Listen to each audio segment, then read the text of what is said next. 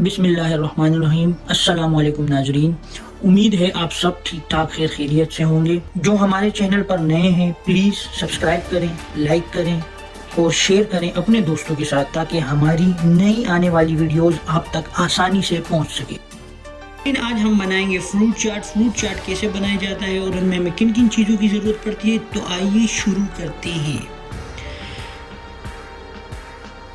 सबसे पहले हमारे पास है माल्टे, केले, सेब,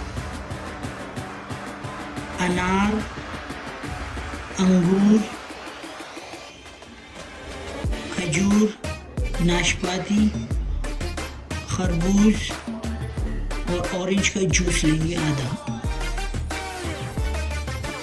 और ड्राई फ्रूट में हमारे पास है नाजरीन किशमिश, सूखे आम, बादाम